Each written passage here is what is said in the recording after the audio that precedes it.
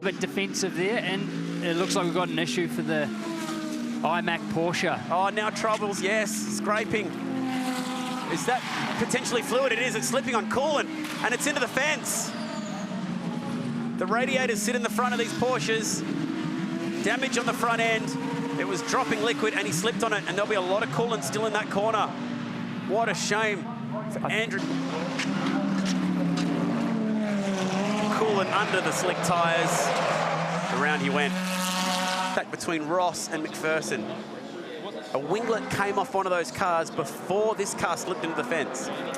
There's a bit of damage, I think, on the back of the Max Twig Mercedes as well, and as you saw, Max, he's taken too much curb. Oh, there it is, and then it just did not. Oh, huge hit.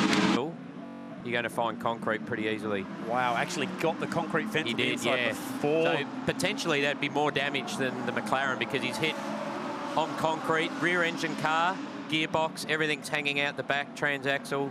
So yeah, that's a real shame. Going for a championship with Greg Taylor, who owns the car. Unfortunately, might not get to race it here this weekend. Nathan is such a rock-solid choice in co-driver. Safety car. Round of the championship is ready to go. Pagliacci went potentially early there as Ross moves over to the inside. We have seen drivers ping for braking formation before the green flag. And before the control line, that was close between the two championship leaders. Emery with a big wiggle. And Talbot has jumped Emery on the start. And there goes Samadi, airborne and over. Surely he's going to find the fence. Oh, yes, he does. And found it hard. Water. Wow, so unusual that you see an incident like that in a GT with the ABS that they usually have helping him, and that went in at an awkward angle. Skipping through a swamp of water. So many drivers had the wriggles on, didn't they? Did it all by himself. R8 went skyward. Felt like an eternity before it got to the guardrail. And can't help you here, mate. Unfortunately, you're in a world of trouble. And he's just lost the rear of that car. Awesome shot. Oh, wow. I feel bad saying that when we know the end result, but that is a brilliant piece of camera work. That's the money shot this weekend. That just shows you just how much water there is around this venue. You can barely even see the car at all through this wave of water, a tsunami with an Audi in the middle. The team and the championship leader, will that car be able to be repaired? And another red flag out for the session. Wow. Team looking pretty despondent. Andy McElroy, Troy Russell. And it just broke free. Jackson Evans all standing there and with a lot of concern on their faces at the moment. But yeah, it just turned hard left, didn't it? You know, It just caught a puddle. There was a wiggle and it just hooked left. And really tricky if you have too much curb when that tyre's cold. Not sure one in the background. Cameron won hard, and it's Quinn. It's Tony Quinn. He's backed that McLaren. Starting right at the back because he missed one of the qualifying sessions. Wait for it. Oh. Big hit. He tangled. I'm not sure. I would be surprised if that's salvageable. And I think that might be the last we see of Tony Quinn this weekend. Fortunately, it's tyre bundle there, not straight into concrete. Huge impact, though. Big, big hit. I'm not sure about the vandalism. Right side of that car has had a big hit too. Wow, this is... Oh, just what? Oh, that's a massive impact. Wow. Massive impact. Now, this is a huge impact, and let's, you know, testimony to what a tyre wall does, because that's really saved Justin McMillan from a serious injury, I would suggest there. We had Andrew McPherson go in there in practice last year in the Porsche. Really struck that wall almost in the exact same spot. Right back to the ground. A pair of Audis on the front row. 11 straight pole positions for Audi in this championship. And the green flag is in the air. Richards, a good start up the middle in the M6 BMW. Vanderlinde has the inside line. The hot shot South African. Reigning Nürburgring 24-hour champ, and Tony Bates slugs the wall hard once, twice, and the AMG bonnet is up. Great job from everyone to miss him, including Scott Taylor, who jumped on the anchors. And we talked about it. The jump and hung him wide on the run to turn one. Oh. Yeah, unfortunately, not seemed like the cars to his right did move slightly across and just caught him out there hanging on the outside.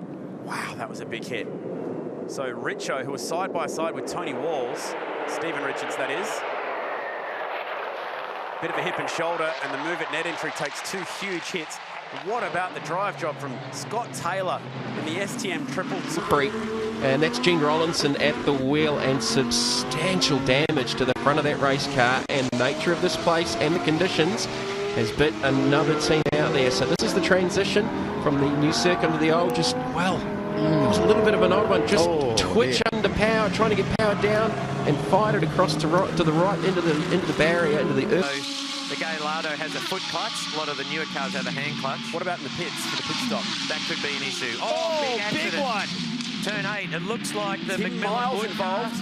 Yeah, and the Huracan was the car that leapt over the back. He's going completely down the road backwards there, Dean Canto. Yeah. Miles goes straight ahead, into that wall hard. Canto nowhere to go. And then he went in really hard with the right side as well. Look at the Audi. Look at everyone just trying to avoid all the shrapnel and debris going everywhere. So let's have a look here. I think he just went in on his own, to be honest. Yeah, just went in a bit hot there. Goes the Huracan over the front. The biggest bit of damage there, I think, was the impact of over the other car. So it's ripped the left corner out of the Huracan. Here we go. Oh, he got the inside fence. He did too. He clipped the inside curb. Dean just wasn't able to bring it back in time. So hard to make a change when you're doing 215 kilometres an hour. Oh, the Audi did get caught in that. Actually, a very good save. That was Vanderlinde.